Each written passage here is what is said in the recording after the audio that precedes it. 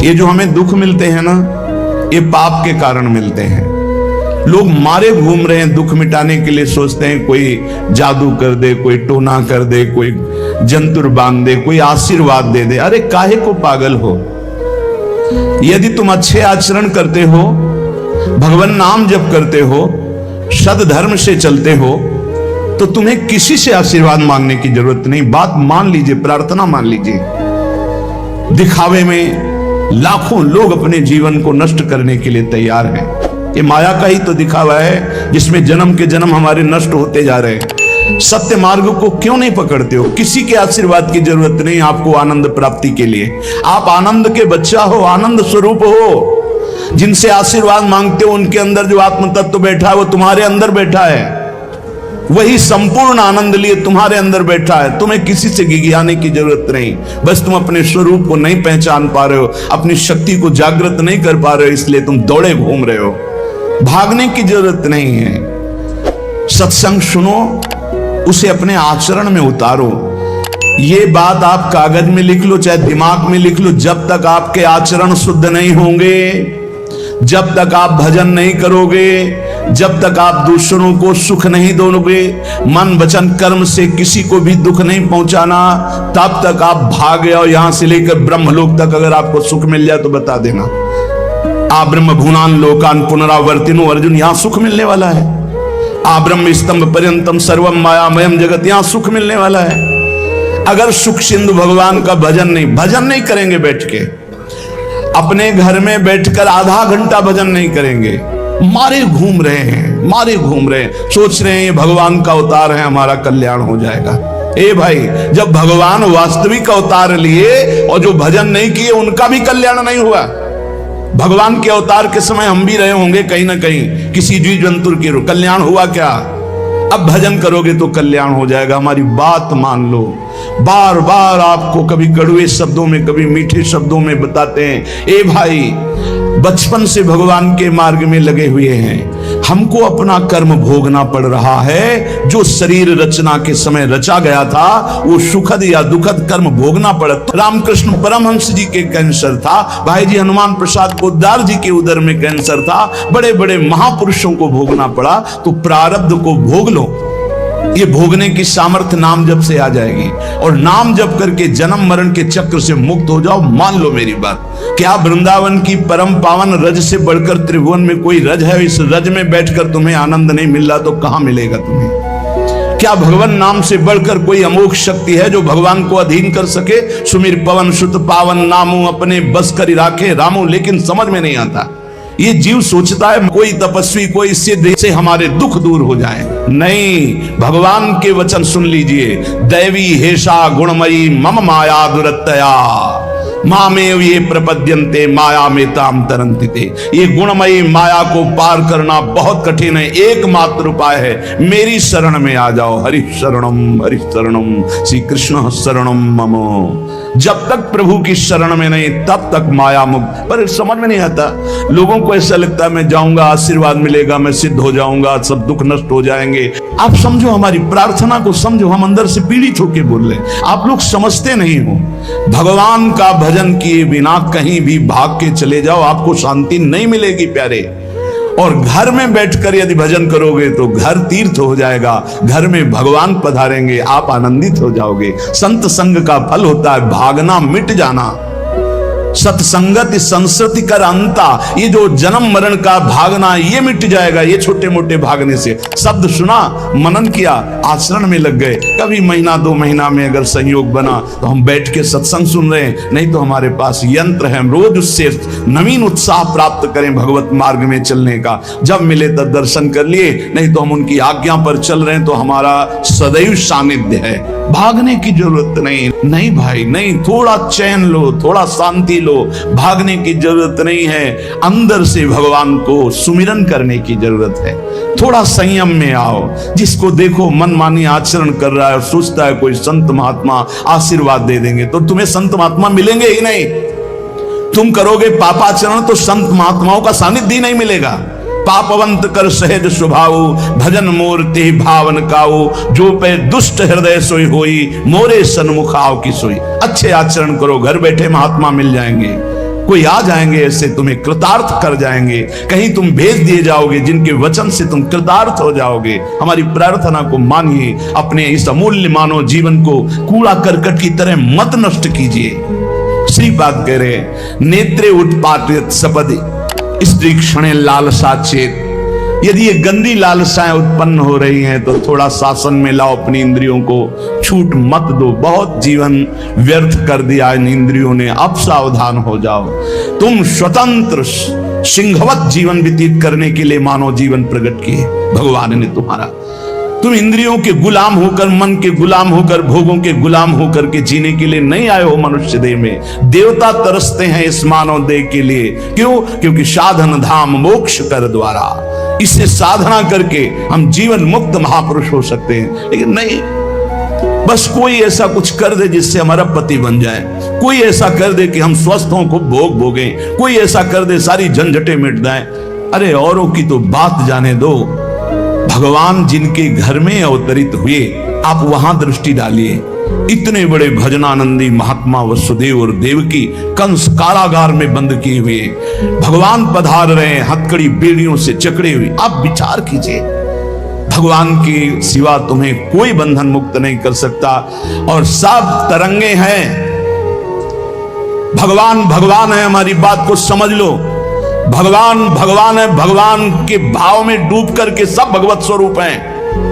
तरंग में वायु विकार है, वायु विकार हटा तो समुद्र ही है। पर इतना भेद है कि समुद्र करोड़ों अनंत तरंगे प्रकट कर सकता है, लेकिन एक तरंग समुद्र नहीं प्रकट कर सकती। ऐसे ही जितने महापुरुष हैं, जितने सिद्ध महापुरुष हुए हैं, भक्त हो चाहे ज्ञानी हो चाहे योगी हो, वो माया विकार को नष्ट करके ब्रह्म रूप में लीन हो गए, तो ब्रह्म स्वरूप वो भी हो गए। ब्रह्मविद ब्रह्म ही भवति।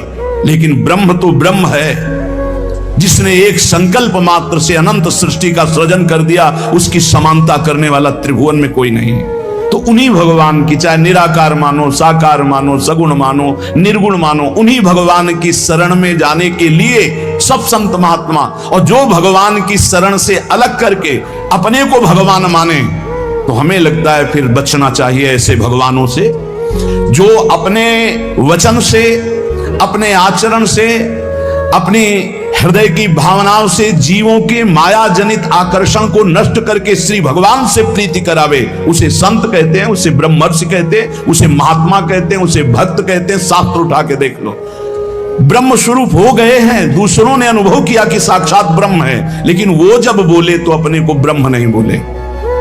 गोस्वामी तुलसीदास जी साक्षात भगवान के स्वरूप हो चुके। वो क्या कह रहे हैं? जो मैं अपने अवगुण कहूं, बाढ़े कथा पार नहीं लहूं, ताते मैं कछु अलप बखाने, थोड़े महू समुझे सयाने। कह रहे मैं अपने अवगुणों की यदि कथा कहूं तो ग्रंथ भर जाएगा। थोड़े बता दिए हैं कि मैं अवगुणी हूं। इसमें जो विवेकी जन है वो समझ पाएंगे मेरी बात को। क्या समझ पाएंगे? कि भगवान की शरण में जाने से जीव भगवत स्वरूप हो जाता है। गोस्वामी जी भगवत स्वरूप है, सामने भगवान बैठे हुए सबरी माता का स्तवन कर रहे हैं नवधा भक्ति के द्वारा। और सबरी जी ऐसा करें, अधम ते अधम, अधम अति नारी, तिन मां मैं मति मंद अघारी। ये है महापुरुष। भगवान के चरणारविंद की, नाम की, लीला कथा की वृत्ति हृदय में जिनके संग से जागृत हो, वही सत्संग है। हम लोग बड़े बावरे हैं। अरे तरंग जिनके आश्रय से जीव ब्रह्ममय हो जाता है, भगवत स्वरूप हो जाता है, वही तुम्हें करना है। यही सत्संग से प्राप्त होता है। अगर ये ना प्राप्त हो तो सत्संग नहीं है। वो कहीं ना कहीं घुमा करके हमको भटकाया जा रहा है। भगवान भगवान है, वही सबके हृदय में है। जो हृदयस्थ भगवान में तन्मय हो गया, उसमें और भगवान में अंतर नहीं। बिल्कुल मुझे संशय नहीं, पर भगवान भगवान हैं, इतना समझना पड़ेगा। उनके स्थान में कोई नहीं है, उनके समान कोई नहीं है, फिर उनसे बड़ा कौन हो सकता है? ये भोले भाले जीव समझते नहीं, भागे घूम रहे हैं। उन्हीं भगवान का नाम जप करो, चीख चीख के कहते हर प्रश्न का उत्तर नाम है। अगर नाम जप करके देखो तो प्रश्न ही नहीं रह जाएगा, सब समाधान हो जाएंगे। और भागे घूमे तो कभी प्रश्न की कभी शांति नहीं होगी, संशय पर संशय उठता चला जाएगा। श्रीपाद कह रहे हैं, यदि हमारी इंद्रियां कुमार्गगामी हो रही तो हमें शासन में लेना चाहिए। शासन में नहीं लोगे तो शासन तुम्हें शासन में ले लेगा। दो शासन है, एक है राष्ट्रीय शासन और एक है भागवतिक शासन। भागवतिक शासन जब लेगा तो फिर कोई बचा नहीं सकता, इसलिए अभी अवसर है, निकल चलो, निकल चलो। भागने की कहीं जरूरत नहीं, किसी से आशीर्वाद नहीं मिलेगा। कब होगा? हम कह रहे राधा राधा जपो, अगर कल्याण ना हो जाए तो हमें बता देना। भगवान अर्जुन से क्या कह रहे हैं? सामने अर्जुन जी खड़े हैं, कह रहे तुम मुझे तभी अनुभव कर पाओगे जब अनन्य चेता सततम यो माम स्मृति नित्य सा तस्याम सुलभा पार्थ। सामने खड़े हो, कह रहे सुलभ नहीं हूं मैं, सुलभ उनके लिए हूं जो मेरा अनन्य भजन करते हैं, अनन्य चिंतन कर। पकड़ ही नहीं पा रहे, लाख सत्संग सुन रहे, पकड़ ही नहीं पा रहे। बिल्कुल नहीं, ऐसे नहीं हो। थोड़ा विवेकवान हो, मनुष्य जीवन मिला है। ऐसा नहीं कि कोई तुम्हें प्रलोभन दे दे तो हम तुम्हारे रोग नष्ट कर देंगे, हम तुम्हें सिद्ध कर देंगे, हम तुम्हें धनी बना देंगे। हम कहते हैं कि हो सकता है 1000 जाते उनमें से 100 लोग ठीक हो गए हों। कैसे? पूर्व का पुण्य 100 का तुक्का लगा और ठीक हो गए। वो कहते हैं कि मैं कसम खा के कहता हूं मैं ठीक हो गया हूं। हम बिल्कुल 100% मानते ठीक हो गए, लेकिन उसके प्रताप से नहीं, आप अपने पुण्य प्रताप से ठीक हो गए। आपके ठीक होने का समय आ गया है, इसलिए आपका तुक्का लगा, आप गए, यश उसको मिल गया और आपका काम बन गया। हमारी बात को समझो। अपने लोग बहुत शास्त्र सम्मत, बहुत उसको सुलझ कर भगवत मार्ग को चल करके आपको बोल रहे हैं। अगर इन कर्मों को मिटाने के लिए जो हमारे शास्त्र बने हुए हैं उनके सिद्धांत के अनुसार चला जाए तो मिटा दिया जाएगा। लेकिन जब मिटाने की सामर्थ्य आती तब लगता है अब इसको रख के क्या करेंगे, हमारे को तो प्रभु के पास जाना है, हमें तो दिव्य भाव देह प्राप्त है, हमें अपने स्वामी, अब इस शरीर का क्या करेंगे। तो जैसे सांप अपनी केचुल से संबंध नहीं रखता, ऐसे महापुरुष अपने शरीर से संबंध नहीं रखते। आप हमारी बात को समझ नहीं पा रहे, भटकते घूम रहे हैं, मारे घूम रहे हैं, क्लेश, अशांति, नाना प्रकार के दुख। अरे भाई, भगवान की शरणागति प्रतिपल परमानंद प्रदान करती है। क्यों नहीं शरण में हो जाते? क्या तुम्हारा पांच भौतिक देह नहीं? क्या हमारा पांच भौतिक देह नहीं? क्या तुम भगवान के अंश नहीं? क्या हम भगवान के अंश नहीं? अंतर क्या है? तुम संसार का चिंतन करते हो, भगवान का चिंतन करते हैं, तो क्या तुम भगवान का चिंतन करके नहीं बन सकते महापुरुष? क्या तुम स्वयं ऐसी शक्तियों को जागृत नहीं कर सकते? तुम सो रहे हो, जागो, भागने की जरूरत नहीं। ये जो गलत इंद्रियां जा रही हैं, इन इंद्रियों को रोकिए, भगवान की तरफ लगाइए। नहीं लगाओगे तो कहीं भाग के चले जाओ, धोखा ही मिलेगा, तुम्हें शांति नहीं मिल सकती, तुम्हें विश्राम नहीं मिल सकता, तुम सुखी नहीं हो सकते। इन बातों को लिख लो और पूरे विश्व में घूम के चले आओ, चाहे जहां चले जाओ, कुछ नहीं होने वाला। मारे मारे केवल घूमते रहो, समय बर्बाद करते हो। वही समय एकांत में बैठकर राम कृष्ण हरि बोलो, राधा बोलो, अभी आनंद आ जाएगा। हम ये नहीं कहते कि तुम करोड़पति बन जाओगे, तुम्हारे सारे काम बन जाएंगे, लेकिन हम ये कहते हैं कि तुम्हारा हृदय शांत हो जाएगा, तुम्हारा भागम भाग मिट जाएगा, तुम एक गंभीर हो जाओगे, धैर्यवान हो जाओगे, तुम लड़ना सीख जाओगे दुखों से, तुम सुखों से भूल करके पापाचरण कर बैठे हो। दुखों में इतना तुम हो जाते हो कि अपने जीवन को भी नष्ट करने की सोच। ये सब भगवत विमुख जीव का लक्षण है। भगवत सन्मुख होने पर सुखों में दूसरों को बांटा जाता है और दुख में सहकर भगवान के नाम का स्मरण करते हुए उस दुख के समय को काटा जाता है। समझते नहीं। यदि तुम्हें वृंदावन में रह के पराई स्त्री की भोगने की इच्छा जागृत हो गई है, पराई स्त्री की तरफ काम दृष्टि से देखने की, आप पराये पुरुष शरीर की तरफ, तो कह रहे हैं कि अच्छा है, इससे अपने नेत्रों में पट्टी चढ़ा लो, मत देखो, ये नष्ट कर देंगे नेत्र तुम्हें।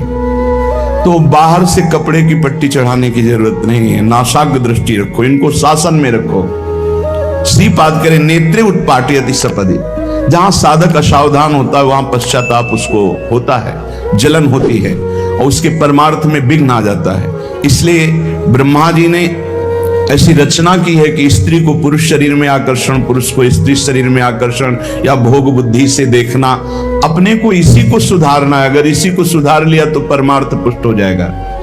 यदि आपको ज्ञान नहीं रहा हो, आपसे ऐसे पाप बन गए हैं, गुरु पत्नी गामी सबसे महापापों में पहले आता है, फिर आता है जो ब्रह्म ऋषिजन हैं उनकी भार्या, फिर आता है मद्यपान, मदिरापान करना, फिर स्वर्ण की चोरी करना। और जो ऐसे पुरुषों का संगी है वो महापापी, गौ हत्या करना महापाप। ऐसे जो महापापी जन हैं पाप हो चुके हैं उनसे, अब वो विचार करें कि मेरा कल्याण कैसे हो सकता है, मैं तो महापापी हूं। तो श्रीपाद करें हर जीव को अंतिम सांस तक भगवत प्राप्ति का मार्ग खुला है। बहुत बड़ी बात है, बहुत बड़ी बात है। आज तक भोगना पड़ रहा है गुरुपत्नी गामी का कलंक चंद्रमा जी को, आज तक। ये बड़े बड़े महत् पाप हैं जो लोग नहीं समझते हैं। ये बात समझ लें, पर स्त्री गमन, मदिरापान, द्वित कीड़ा, स्वर्ण चोरी, गुरुपत्नी गामी, ब्रह्म ऋषियों की तरफ जो उनकी भार्या है उनकी तरफ ये काम भाव से देखना, गौ हत्या, ये महत् पाप हैं। ये पाप नष्ट कर देते। भ्रूण हत्या, ये सब महत् पाप है। अगर ये पाप बन गए हैं जाने अनजाने में जीवन में, और अब हमने सत्संग सुना तो अब हमें प्रायश्चित हो रहा है कि मेरा कल्याण कैसे हो सकता है। तो श्रीपाद कह रहे एक बार हृदय से जलन पैदा करो कि मेरे से बहुत गलती हो गई, और श्रीधाम वृंदावन आ जाओ। वृंदावन की परिक्रमा करो, रज में लौटो, रसिकों का संग करो। ये नियम ले लो कि अब जीवन में कभी पाप नहीं करेंगे, और नाम जपना शुरू कर दो। तो कह रहे हैं निश्चय सुनिर्वाही महाधार्मिकाहा, निश्चित वो धार्मिक हो जाएगा, उसके सारे पाप नष्ट हो जाएंगे और भगवत प्राप्ति कर लेगा इसी जन्म में। भगवत प्राप्ति आखिरी सांस तक हो सकती है। आखिरी सांस में बोला राधा राम कृष्ण हरि, बिल्कुल भगवत प्राप्ति हो जाएगी। विश्वास कर लो इस बात पे। इसलिए कोई भी कभी निराश ना हो कि मुझे भगवत प्राप्ति नहीं हो सकती, मेरा कल्याण नहीं हो सकता। इस श्लोक में श्रीपाद ने बताया यदि ऐसे महापाप किए हुए हो तो श्रीधाम वृंदावन आ जाओ। धाम है भगवान का, निज धाम है। जो बड़े बड़े तीर्थों के अवगाहन से पाप नष्ट नहीं होते, जो कि महापाप कहलाते हैं, वो धाम में रज में लौटने से, परिक्रमा करने से, नाम कीर्तन करने से, सत्संग सुनकर सतमार्ग में चलने से। कह रहे हैं निश्चय सुनिर्वाही महाधार्मिका, निश्चय उसके सारे पाप नष्ट हो जाएंगे और वो धार्मिक ही नहीं महाधार्मिक हो जाएगा। यदि ऐसा पुरुष है, ऊपर के श्लोक में जो बताया महापापी, अब कह रहे हैं अगर ऐसा पुरुष है कि कभी धर्म की चर्चा ही नहीं सुनी, जो सदैव अधर्म में ही ग्रस्त रहा है, और इतना नीच है कि पापी लोग भी उसकी निंदा करते हैं। कुछ पाप ऐसे होते हैं जिनकी पापी लोग भी निंदा करते हैं। जैसे जेल कोई जाता है, हमें बताया गया है, तो उनमें कैदी लोग पूछते हैं क्या करके आए, तो बताया गया कि भाई ये राष्ट्र रक्षा के लिए ऐसा ऐसा किया, पर अधिकार नहीं था, तो अनाधिकार चेष्टा में इसने अपने समाज की रक्षा के लिए ऐसे ऐसे किसी ऐसे उपद्रवी को मारा। तो हाथ मिलाते हैं उसको ये काहे किया है, बोले अपनी बेटी के साथ ऐसा गंदा आचरण कर। तो बोले वहां के कैदी भी गुस्सा होकर उस पर दृष्टि रखते हैं, उसे घृणित दृष्टि से देखते हैं। तो यहां कह रहे हैं जो धर्म की वार्ता नहीं जानता, अधर्म से ग्रसित रहा है, और नीच पुरुष पापी लोग भी उस पर क्रोध दृष्टि से देखते हैं कि बहुत ही नीच है ये। ऐसे खोट कर्म करने वाला समाज से जो बहिष्कृत हो चुका है और निश्चित हो चुका है कि अब इसकी दुर्गति पक्की है, उसके लिए भी एक चांस है।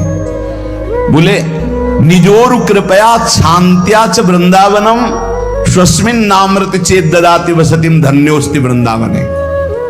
बोले निज कृपा से वृंदावन उसको पावन कर सकता है यदि वहां करके ये जीवन भर का नियम ले ले कि अब मरूंगा तो इसी रज में वृंदावन से कभी बाहर नहीं जाऊंगा, तो असीम कृपावान प्रिया प्रीतम का निज धाम ये उसके सारे पापों को नष्ट करके उसे धन्य कर, धन्योस्ति वृंदावने, उसे धन्य बना देगा। पहले में महापापों का वर्णन किया, दूसरे में नीच आचरण करने वाला अधर्मी जो सबसे ज्यादा तिरस्कृत है, वो भी अगर श्रीधाम वृंदावन में आमरण वास स्वीकार कर ले कि अब वृंदावन, वैसे तो मैं बहुत पापी नीच हूं पर अब वृंदावन को नहीं छोड़ सकता, आजीवन वृंदावन वास करूंगा चाहे जितना कष्ट मिले। तो श्रीपाद कह रहे हैं चेत ददाति वसतिम धन्योस्ति वृंदावने। वो वृंदावन वास स्वीकार करने के कारण वृंदावन की कृपा से पाप होकर धन्योस्ति, धन्य हो जाएगा, अर्थात उसको भी भगवत प्राप्ति हो जाएगी। देखो जब आनंद मिलेगा तब मन पंगु हो जाएगा। जैसे भौरे में बहुत बड़ी ताकत है कि चाहे जितना मजबूत काठ हो वो बड़े मौज से खिलते खिलते उसमें छेद कर देगा। जब कमल की पराग वृत्ति में वो पहुंचता है तो थोड़ा सा भी पराग को धक्का न लगे, शांत होकर बैठ जाता है, चाहे जीवन खोना पड़े वो कमल की पंखुड़ी को नहीं काटता। ऐसे उदाहरण दे दे, ऐसे ही तुम्हारा मन तब तक उद्दंडता करता रहेगा जब तक भगवत सुख नहीं मिलेगा। और जिस दिन इसे आनंद मिला, भगवद आनंद, ये बैठ जाएगा, इसका अस्तित्व खत्म हो जाएगा, ये बैठ जाए। निज सुख बिन मन होई कि थीरा, बिना आत्मानंद का अनुभव मिले मन स्थिर नहीं होगा, शांत नहीं होगा, विश्राम नहीं पाएगा। भौरे का दृष्टांत देकर के मन को समझा रहे कि मन भौरा है, भटक रहा है विविध भोगों में, बड़ा मजबूत है, बलशाली है, लेकिन ये तभी निर्बल बनेगा जैसे भौरा कमल में आ जाता है तो वहां अपना बल खो देता है। ऐसे ही श्री हरि चरणारविंद, हरि नाम, भगवद आश्रय, भगवत भक्ति, इसी में मन आनंद को प्राप्त होगा।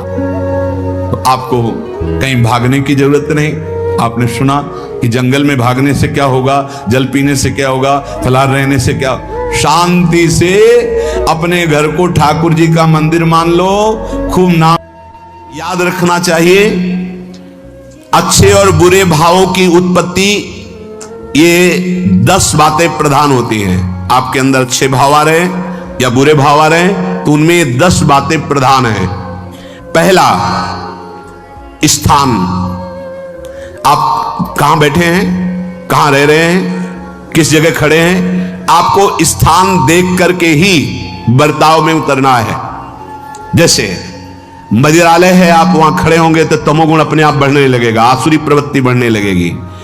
ऐसे ऐसे जिस स्थान पर खड़े होने से, देखने से, बात करने से हमारी वृत्ति बिगड़ रही, उस स्थान का तत्काल त्याग कर देना चाहिए, वहां से हट जाना चाहिए। पहला है स्थान।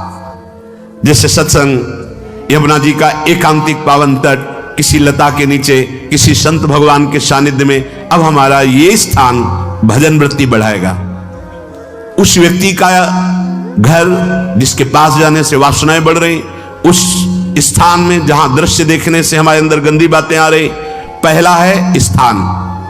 दूसरा है अन्न। बहुत बड़ा प्रभाव अन्न का होता है। अगर अधर्म के द्वारा कमाया हुआ अन्न है तो बुद्धि अधर्म में ही लगेगी।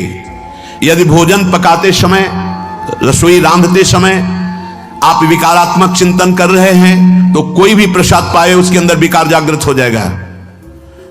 अन्न का बहुत बड़ा प्रभाव पड़ता है। एक बार पूज्य पादुड़िया बाबा जी महाराज अपने परिकर के साथ भ्रमण में थे तो किसी बड़े धनी मानी ने निमंत्रण दिया, महाराज आज यहीं रुको।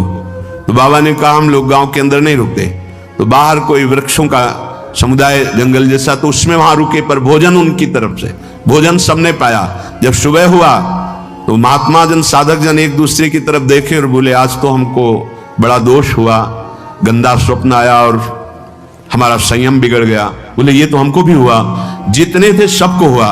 उड़िया बाबा के समीप गए, बाबा ने कहा अच्छा ऐसा हुआ, ये तो अन्न दोष है, बुलाओ अन्न पवाने वाले को, फिर चलेंगे।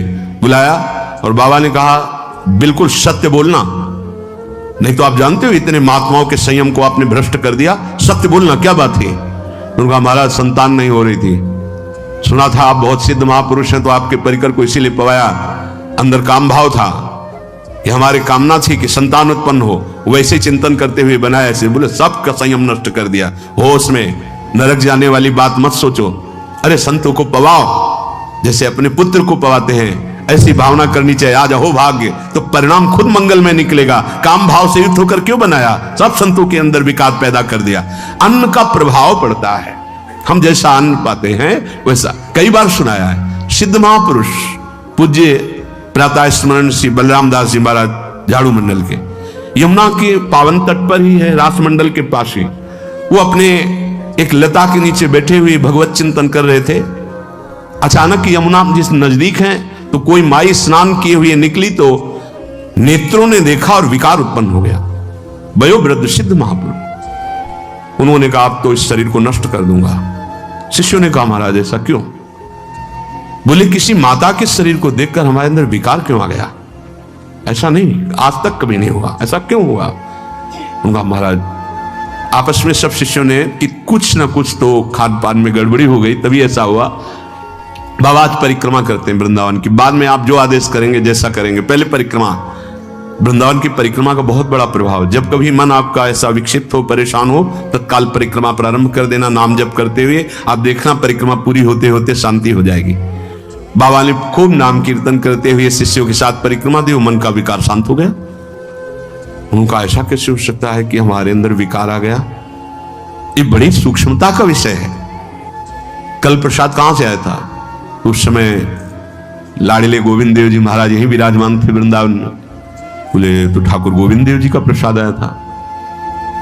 लकुट उठाई, गए वो तो भगवत स्वरूप तस्मित तज्जने भेदा भावात। भगवान और भगवान के ऐसे जनों में भेद नहीं होता, वो भगवत स्वरूप होते हैं। गए और कहा बताओ, आपका प्रसाद न पावे तो अपराध लगे कि प्रसाद नहीं पाया, और प्रसाद पावे तो हमारे अंदर काम जागृत हो जाए, हम तो मरे ना दोनों तरफ से। तो ठाकुर जी बात कर रहे थे, दूसरों को नहीं सुनाई दे रहा था। कह रहे थे कि देखो नाराज मत हो, कलकत्ता की वैश्या थी, उसने भोग लगाया, अब उसने भोग लगाया तो हमने चख पाया, तो आपको प्रसाद का किनका लेना चाहिए? किसने कहा था कि पूरा प्रसाद पाइए? जरा किनका ले लेते हो, मधुकरी पाते। हाँ ये बात आपकी मान, तो हमारा तो पूरा विश्व है, कोई भी भोग लगाएगा हम तो पाएंगे, और हमारे प्रसाद की निष्ठा आप सबके हृदय में, तो किनका लीजिए, पूरा मत पाइए। सोचिए, भगवद अर्पित प्रसाद और वृत्ति, भगवान ने आदेश किया किनका पाओ, माधुकरी मांग के खाओ। यहां वर्णन कर रहे, यदि हम अन्न थोड़ा भी हमारे अंदर दूषित चला गया, तो जब कभी ऐसी विकार की भावना हो, आपके अंदर विकार बन रहा है, तो खोजिए। आपने कोई दृश्य देखा है, आपने किसी से बात की है, आपने कोई ऐसा संकल्प बनाया, नहीं, तो फिर भोजन दोष आ गया। अब आज उपवास कर दो, जब तक वो वृत्ति न नष्ट हो तब तक कुछ मत पाना, जल से काम चलाना, तो एक दिन एक पहर अपने आप शांत हो जाएगा। अगर बहुत विकलता हो रही तो नाम कीर्तन शुरू कर दो, भोजन मत पाना, नाम कीर्तन शुरू, बिल्कुल शांति मिल जाएगी, बिल्कुल। और ये तो उदाहरण महापुरुष इसलिए देते कि हम सावधान रहें। हमारे अच्छे भाव या बुरे भाव में ये 10 बातें बहुत प्रभाव डालती। पहला स्थान, दूसरा अन्न, और तीसरा जल। पानी भी बहुत संभाल के नहीं, आजकल तो देखो प्रायः ऐसे दांत से प्लास्टिक नोचेंगे, ऐसे पानी पिएंगे, कब भरी गई, कहां भरी गई, कैसा पानी, बड़ा देखो कैसा हमारे भजन साधन के लिए विक्षेप पैदा होता चला जा रहा है। पहले सुंदर सरोवरों का जल, मतलब 15 वर्ष तो गंगा जल ही केवल पिया है, जो आकाशवृत्ति से मिला नहीं, गंगा जल ही पिया है। कुआं का जल, फिर आया हैंडपैप का जल, अपवित्र होने लगा। हैंडपैप में जो वाशर, अगर वो कहीं चमड़े का पड़ा हुआ है तो अपवित्र जल हो गया। अब हैंडपैप का भी अंतर ध्यान स्वरूप हो गया, अब तो नहीं दिखाई देता। अब रह गया है मोटर से निकले और फिल्टर में जाए, वो मशीन जो फिल्टर करती है पानी को, आरओ, उससे। अब वो जिनके पास है तो है, नहीं तो परिक्रमा लगाया हो, आपको पानी पीने को नहीं मिलेगा। देखो कैसा समय आ गया। भोजन, पहले कोई दगाबाजी भोजन में तो नहीं करता था। गांव में जब जिसके यहां दूध बेचा जाता था ना, उसको बहुत लघु दृष्टि से देखा है, गाय माए एक बराबर होती है, ये दूध बेचता है। 10-5 किलो मठा तो आप ऐसे मांग के ले सकते थे, अगर अड़ोस पड़ोस में वो मठा मिल जाएगा। जब कोई उत्सव होता, फ्री दूध 100-200 500 किलो पूरे गांव के सब दे देते, कोई ऐसे बेचता था। अब दूध नहीं, जब बूढ़े लोग बैठते थे कहते थे पानी बिकेगा आगे चल के।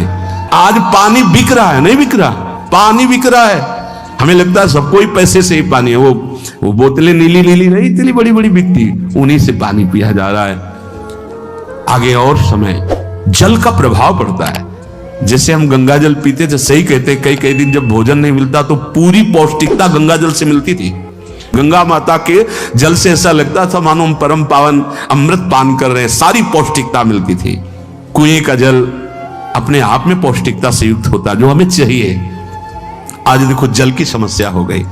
पवित्र जल पीने के लिए हम तरस रहे हैं। कहां हो जल और कैसे मिलेगा जल?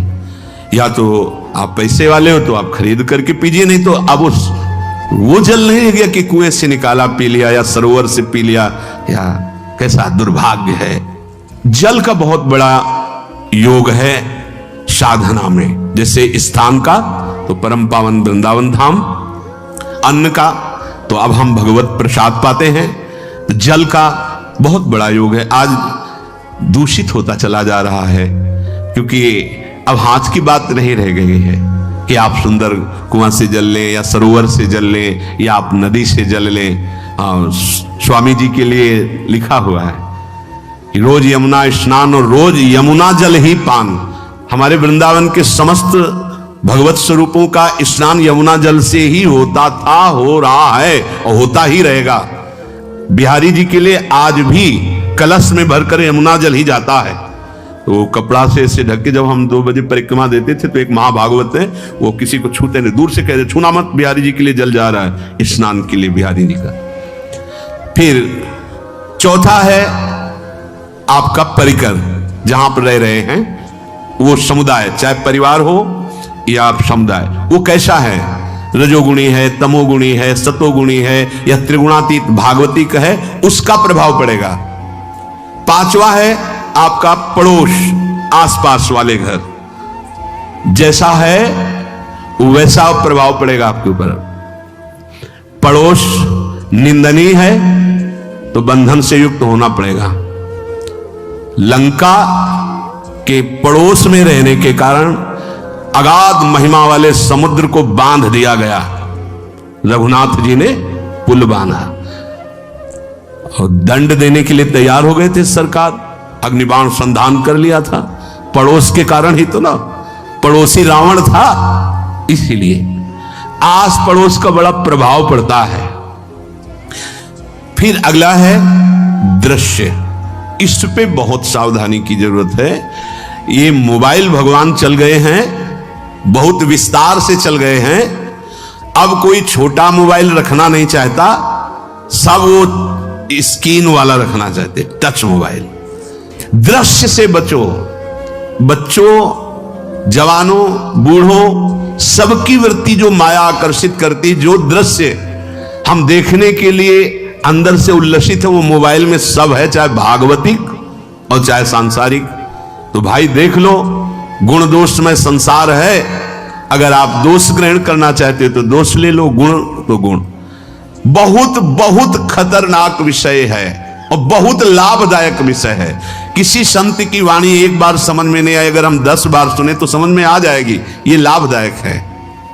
कभी कोई किसी से बात करनी, पहले जा रहे तो पोस्ट कार्ड चलते थे, एक कार्ड, वो 15 पैसे का इतना बड़ा वाला आता था, 25 पैसे का बंद वाला लिफाफे में आता था, नीले नीले कागज का 15 पैसे वाला कार्ड। उसमें चिट्ठी जाती थी महीनों में। कभी यहां 1 मिनट में अमेरिका से बात कर लो, कितनी बढ़िया बात हो गई। उसका दुरुपयोग ना करो। अब हमारी इतनी चंचल वृत्ति है कि दुरुपयोग करने के लिए उत्साह बढ़ जाता है। बोले अब सब काम हो गया है, अब एकांत सेवन कर रहे हैं, अंदर से सिटकिनी बंद और मोबाइल भगवान का संग शुरू। 2-4 मिनट सत्संग और अच्छे दृश्य देखे, फिर बगले में वहां सब होता है कि आप बस उसको ऑन कीजिए, फिर जो मनोरंजन शुरू होता है, फिर उपासक मिटिया मेट हो जाता है। ये बहुत सावधानी की बात कह रहे हैं। वैसे हमें लगता है यदि आपको इस बड़े कार्य वाले ना हो तो छोटा मोबाइल रखे तो अच्छा रहता है। तो इसलिए ये एक ऐसा कलयुग भगवान ने रचा है कि बचा पाना बड़ा मुश्किल है। इससे वृत्ति को बचाओ, जो बचा ले गया वो आगे साधना कर सकता है। बहुत सावधान बच्चों। हमें लगता है यदि आपका मन चंचल हो, आपके शासन में ना हो, तो स्क्रीन वाला मोबाइल अपने माता पिता को दे देना चाहिए। और हम कहते रखो, छोटा वाला रखो। कभी कोई आपत्ति विपत्ति या सूचना देनी हो, बढ़िया काम करता है। जरूरी नहीं है इतना बड़ा लेके चलना। हाँ, अगर आपको बहुत राजकीय विभाग के कार्य हैं तो बात अलग है कि कौन सी सामान कहाँ कैसे, तो वहां से वीडियो भेज रहा है, वो चेक कर रहा है, यस हाँ ठीक है अब चलाओ। अपने को क्या काम है? सत्संग अगर सुनना है तो सत्संग सुनने के अलग यंत्र आते हैं, चला दो उसमें। वो इतनी बड़ी लगती है, उसमें चिप पेन ड्राइव ऐसे लगा दो और सत्संग सुनो। जरूरी वो दृश्य वाला रखो। यहां कहने दृश्य, अगर गलत दृश्य देखा तो बावरे बन जाओगे और अच्छा दृश्य देखा तो भगवान के मार्ग के पथिक बनोगे। तो देखो, अच्छे दृश्य में भी दोष दर्शन की वृत्ति की गुंजाइश है। जैसे कोई लीला हो रही है, लीला के पात्र, जैसे हमारे ब्रजमंडल में रास लीला होती थी, ऐसे 12 वर्ष 13 वर्ष के लीला पात्र, सब नव किशोर, जहां भाव ही बने रोते रहो। अब वहां बड़े बड़े लीला पात्र हैं, अगर हमारी भावना शासन में नहीं तो वहां हम अंग प्रत्यंग के दर्शन से हमारी हाव भाव वहां जो हो रहा है उससे हमारी वृत्तियां बिगड़ जाएं। जब छोटे छोटे लाडली लाल परस्पर खेलते हैं तो केवल आशीर्वाद देने का, रोने का मन होता है। अगर आप लीला भी देख रहे हैं तो बहुत सावधानी की जरूरत है, क्योंकि वो चिदानंद शरीर नहीं है, पांच भौतिक शरीर। हमारी दृष्टि पंचभूत में लगी हुई है। नाम जप करो, लीला गायन करो, फिर देखो जो लीला, अरे यही जीवन का परम सुख मिलेगा, सच्ची मान लीजिए। बस हम बार बार ये कहते हैं, मोबाइल का सदुपयोग कीजिए, दुरुपयोग नहीं। मोबाइल बुरा नहीं, उसका प्रयोग बुरा है। दृश्य और साहित्य वैसे ही मनोवृत्तियां फिसलने वाली हैं, और जब ये आ गया कि फिसलाने में कितना लाभ है तो आने, ऐसा कोई साहित्य और आलोचना, ऐसी कोई वार्ता ना करे जिससे हमारे अंदर गंदे भाव आवे। यदि अच्छी चर्चा करते हैं तो अच्छे भाव आते हैं। देखो, अभी ऐसी कोई भावुक चर्चा होने लगे तो सबका हृदय द्रवित हो जाएगा, और गंदी चर्चा हो तो हमारा हृदय विकार युक्त हो जाएगा। और कार्य, आप जो कार्य करते हैं उसका प्रभाव आपके मन के ऊपर पड़ता है। और उपासना, आप उपासना भोगों की करते हैं या योग की करते हैं, ये 10 से भाव बनते हैं और 10 से भाव बिगड़ते हैं। स्थान, अन्न, जल, परिवार, अड़ोस पड़ोस, दृश्य, साहित्य, आलोचना, आजीविका का कार्य और उपासना, यदि ये भागवतिक हुए तो आपके अंदर भगवत भाव बढ़ेगा, और यदि ये रजोगुणी तमोगुणी हुए तो आपके अंदर आसुरी भाव बढ़ेगा। इन 10 से सावधानी पूर्वक व्यवहार होना चाहिए। जैसे आस पड़ोस में है तो बड़ी सुविधा है, यहां कोई किसी से मतलब नहीं रखता, बगल वाला कौन है किसी से मतलब, ये बढ़िया है। ज्यादातर गांव में होता है, अपने यहां ये अच्छा है कि जैसे आप अपने कमरे में गए, किसी से कोई मतलब नहीं है, वैसे ऐसा ही जीवन रखना चाहिए। और उस पर ये ज्यादा जो व्यवहार मित्रता बढ़ाने वाला विषय, ये धाम में नहीं है, वृंदावन में ऐसा नहीं व्यवहार रखना चाहिए। आपके पड़ोस में कौन रख रहा है आपका परिचय नहीं होना चाहिए, कौन कौन रह रहा है आपकी जानकारी नहीं होनी चाहिए। नजर नीची की, अपने कुटिया में गए, अपने ठाकुर जी से मतलब, अपने भजन से मतलब, ना पड़ोसी को कुछ देना चाहिए ना लेना चाहिए। बात समझ लेना कि जैसे आज उत्सव है, उनको हम बुलाते हैं, वो हमारे यहाँ, ये व्यवहार यहाँ नहीं है। बनवासी हो, ठाकुर का भोग लगाया, और अगर आपको बांटना है तो बाहर निकलो, आधा किलोमीटर दूर ऐसी जगह बांटो जो तुम्हें राधे श्याम दोबारा ना बोले, फिर वो तुम्हें बुलाएगा, फिर वो बैठेगा, फिर प्रपंच की बातें होंगी, निंदा स्तुति की होंगी, फिर बड़ी संगोष्ठी होती है, पता चलता है। क्या फायदा ऐसे जीवन से? आप वनवासी हो, समय एकांत में दीजिए, अपनी कुटिया में बैठिए, नाम जप कीजिए, निकलिए, सत्संग सुनिए, ठाकुर दर्शन कीजिए, परिक्रमा कीजिए, फिर अपनी कुटिया में। ज्यादा व्यवहार में नहीं उतरना चाहिए, ये वनवास है, वृंदावनवास। सत्संग का सेवन, रजोगुण तमोगुण का त्याग, तो दुष्संग से आप बच जाएंगे। दुष्संग से बचने का मतलब है काम क्रोध मोह स्मृति भ्रंश बुद्धिनाश सर्वनाश कारणत्वात्। देवर्षि नारद जी कहते हैं, अगर दुष्संग का त्याग हो गया तो आप काम का, क्रोध का, मोह का, जो हमारी भगवत स्मृति का नाश कर देते हैं, जो हमारी बुद्धि का नाश कर देते हैं, जो हमारे सर्वनाश करने वाले हैं, इनका त्याग कर पाएंगे। कुसंग अगर हो गया तो इनका त्याग नहीं हो सकता, बहुत कठिन हो जाता है। भगवत संबंधी तत्वबोध होना या भगवत रहस्य लीला में प्रवेश पाना, जो अपनी इंद्रियों को भोगों में तृप्ति कराने की कोशिश कर रहे हैं, उनका चिंतन भोगों का ही होगा। तो कैसे तत्वबोध होगा, कैसे लीला में प्रवेश होगा, बस ध्यान देना है, कैसे हो पाएगा। क्योंकि जिस चित्त वृत्ति से भगवदाकार हमें वृत्ति करनी थी वो तो हमने भोगों के चिंतन में लगा दी, भोग क्रियाओं में लगा दी। एक स्थिति होती है जब आपकी चित्त वृत्ति भगवदाकार हो गई है तो व्यवहार में रहते हुए भी विषयान ग्रहणंत मुंचंत वा, खान पान उठना बैठना है सब बाहरी क्रियाएं हो रही हैं, अंतर से वो अपने आराध्य देव में सदैव स्थित रहता है। उसका परिचय आपको जब ऐसे महापुरुष का सानिध्य मिलेगा तो आप विषय सेवन करते हुए भी निर्विषय रहेंगे। आपके अंदर विषयों की प्रियता नहीं रह जाएगी, आपके अंदर एक प्रबल वैराग्य ऐसी धारणा बन जाएगी, कुछ नहीं, कोई भी तुम्हें प्रभावित नहीं कर सकता। यद्यपि खान पान हर्ष आदि की सब व्यवहारिक वृत्तियां हैं, पर उस महापुरुष का प्रभाव ऐसा होगा कि आपका हृदय निर्विकार हो जाएगा। और बहुत ही त्याग की सब बातें की जा रही, लेकिन हृदय भी सही है तो संग से विषय रंग बढ़ जाएगा। ये देखा गया है। हृदय अगर निष्प्रिय है जिसका हम संग कर रहे हैं तो उसका परिणाम निष्प्रिय निकलेगा। व्यवहार में कुछ भी हो, निष्प्रियता ही आपकी बढ़ेगी, निर्विकारता बढ़ेगी, क्योंकि उसकी स्थिति का संग हो रहा है, उसका प्रभाव पड़ रहा है। तो सर्वनाश की जड़ है विषय चिंतन। ये बहुत बड़ी बात है। विषय चिंतन सर्वनाश की जड़ है। यहां विषय भोग नहीं कहा, क्योंकि चिंतन का परिणाम भोग है। पहले चिंतन होता है। साधक ध्यायतो विषयान पुंसः संगस्ते सुपजायते संगात संजायते कामः कामात् क्रोधो विजायते क्रोधात् भवति सम्मोहा सम्मोहात् स्मृति विभ्रमः स्मृति भ्रंशात् बुद्धिनाशो बुद्धिनाशात् प्रणश्यति सर्वनाश। कैसे हुआ? ध्यायतो विषयान पुंसः, विषयों का चिंतन। इसीलिए अनन्यश्चिन्तयन्तु माम भगवान आदेश करते हैं।